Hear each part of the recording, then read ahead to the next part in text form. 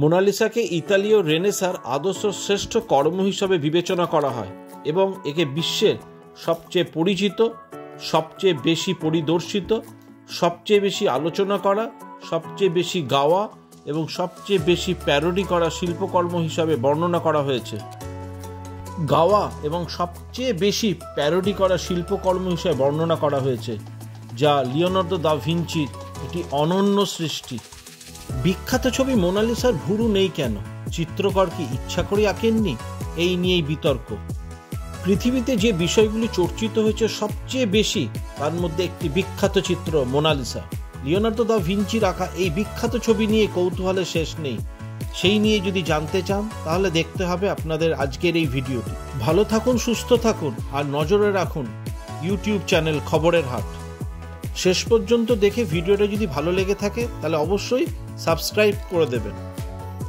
কিংবদন্তি চিত্রকর Leonardo da ভিঞ্চির শ্রেষ্ঠতম সৃষ্টি বলে ধরা হয় মোনালিসাকে, যা এখন প্যারিসের মিউজিয়ামে রাখা আছে।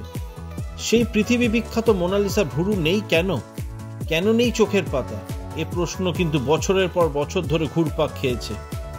মানুষের কৌতূহলের কেন্দ্রে থেকেছে এই প্রশ্ন।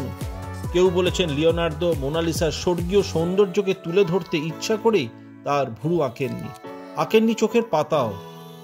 আবার কেউ ব্যাখ্যা করেন মোনালিসা রেনেসার এক অভিব্যক্তি। ইউরোপের রেনেসার সময়কালে অনেক মহিলাই ভুরু কামিয়ে ফেলতেন, সেটাই হয়ে উঠেছিল ট্রেন্ড, সেটাই নাকি লিওনার্দোর আঁকাতেও ছাপ ফেলেছিল, যদিও এগুলো সবই অভিমত মাত্র। 2007 সালে পাসকাল কোটে নামে এক ইঞ্জিনিয়ার মোনালিসার বিশেষ পরীক্ষা করেন। তারপর জানান লিওনার্দো মোনালিসার ভুরুও এঁকেছিলেন, চোখের পাতাও এঁকেছিলেন, কিন্তু সময়ের সঙ্গে এই ছবি রক্ষণাবেক্ষণ হয়েছে, ঝাড়াই সাফাই হয়েছে।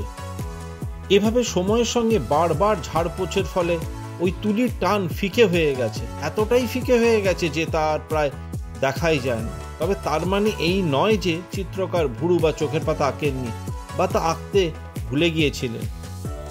সময় তা অনেকটা ফিকে করে দিয়েছে এই মাত্র।